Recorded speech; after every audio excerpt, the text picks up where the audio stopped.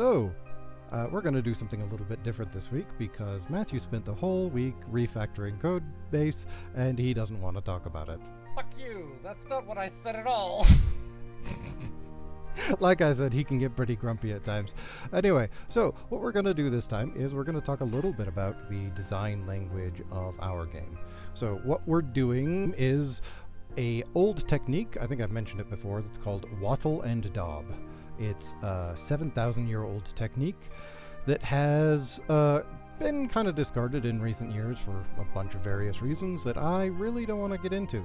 The kind of thing that we're doing here is called half timber. And you can see what half timber means by the fact that it's about halfway, if I don't eclipse my viewport with the floor, there we go. Half timber means that you have a bunch of timber elements and then the rest is filled in with wattle and daub. Now wattle and daub is a particular building type where you take a bunch of woven lattices of sticks and then you plaster it with some daub, which is essentially whatever you have on hand. It's kind of like a primitive form of lath and plaster. You have your structure that you build, and then you slather on clay, limestone dust, straw, basically whatever you have on hand in your current environment that you can use to make a structural element. It was really interesting. It was really advanced for the time period, and it was actually quite resourceful for what you have on hand. Just making the best use of the materials that you've got wherever you happen to be living and wherever your current circumstances are. So we're going to look at what a wattle and daub home should be. This is one of the assets that comes default with one of the asset packs. You can see that it is really very small. This is something that a poor family would probably be expected to live in, so both parents and all of the kids in a tiny room like this. We can go over and run over to this house as well. This was probably a little bit bigger. This one actually has 2 rooms, which is nice. Not every wattle and daub house had 2 rooms, so these people would have been very lucky. This is probably much more historical than a lot of the structures that I've been building, simply because of the size and the layout, the lack of a second story. We'll talk about second stories when we get over to some of the things I've built. These are the monstrosities that I have been building. Mostly because it's just easier to build something that's bigger. It probably would be faster just to build something that was that size. But you can see this has a much more open layout. It has a second story, which was not necessarily common for the time, but it also has a very open layout, because what they would usually do is they would usually have movable barriers to provide some semblance of privacy. Someone's changing, someone's doing something, someone's bathing. You just pull out a partition, a barrier, give yourself a little bit of privacy, and then when you're done, you go on about your day. But this is much, much too big for what most peasants would have been able to expect as a standard of living, just because the amount of labor to do something like this is quite large. And there's a mistake there, look at that. Oh. So, we've been experimenting with a little bit of kit bashing. This is another one of the asset packs that we have had that I like the look of, kind of. It's a little bit busy now that I'm looking at it, but it does do the job well. It's a little bit, you can see kind of the expected erosion that you would see from weathering and just being out in the sun, all of that damage that just the rain washing away some of the mud substrate, some of the clay and some of the straw. I'm going to go over to the tavern here. This is probably about 2/3 too big, and it is very, very spacious. Let me show you its features. So it has if I stop getting stuck on things, there we go. It has a big open room for the guests, merchants, what have you. We're going to put beds in here after the fact. I didn't want to make it part of the model itself.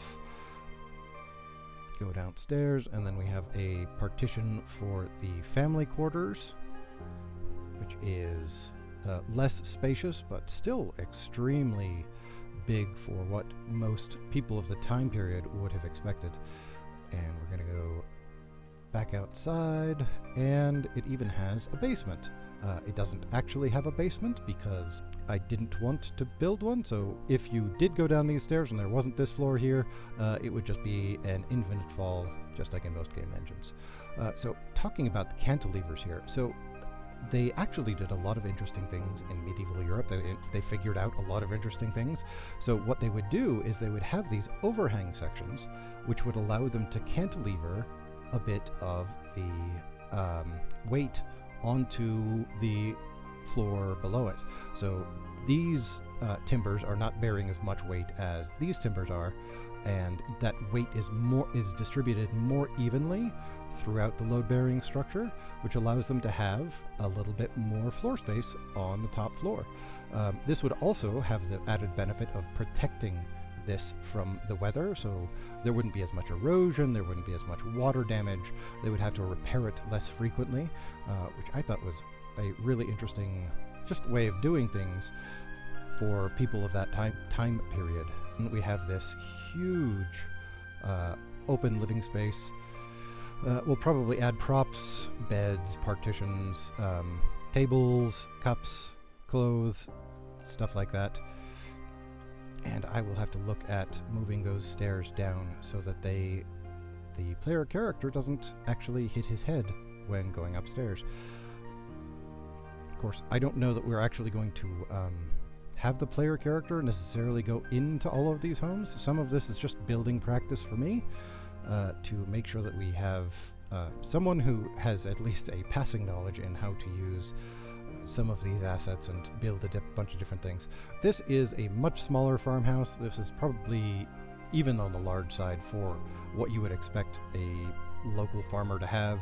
You have these tight, close set windows that are kind of covered up with these wattles themselves. Not many people had access to glass. Glass making is actually a very interesting and complex art that we often take for granted nowadays. I think these actually do have glass simply because that's how the asset came, but they would not have had glass for the vast majority of these houses. This was kind of the player character's house. It's a little bit smaller, has a second story, but what I was thinking was having these be the living quarters. And I don't know if this is actually going to turn out the way I envision it. If it doesn't, it's good practice regardless. But I was thinking about having a set of different choices that the player could make.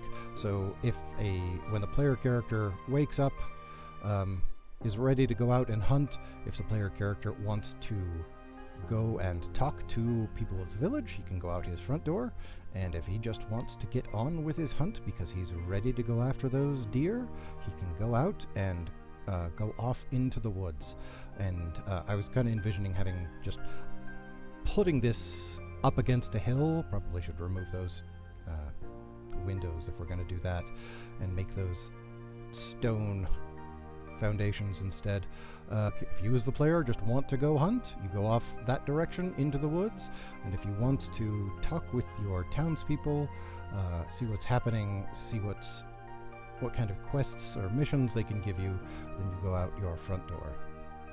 And this is the last house that I have actually finished, and it's just another L-shaped house. So this is definitely on the larger for what a medieval peasant would have expected. It's definitely on the smaller side of what I have built, not quite as small as the smallest, but it has a open floor plan, so a place for the family to go out and do its business, kitchen. I need a fireplace in here. I have to fix that. And then you have this upper area, maybe have a partition for the parents and a partition for the rest of the family, the kids, the dog, the chickens, all of that. So yeah, that is a little bit more about kind of the design language for the town of our game. Hope you enjoyed it. Hopefully I didn't blather on too much.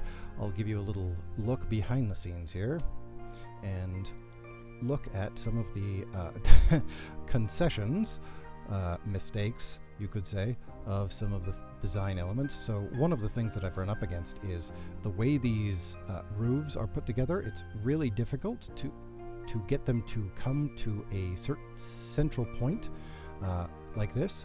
If the structure is too big, and because I like to make structures that are entirely too big, I've had to make these elements where you just have a flat section of the roof. And I've done that on a couple of builds. So we have that on this house, and we have that on this house, and it's just not super noticeable from down here, but it's still probably something I should avoid from now on. Make smaller houses, Tim, because it's not really historically accurate to have these giant monstrosities. But every time I build a house, it just turns out too big.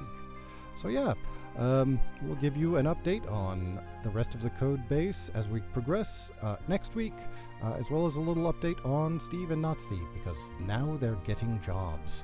They have to work to earn their keep. All right, thanks for listening. Like and subscribe.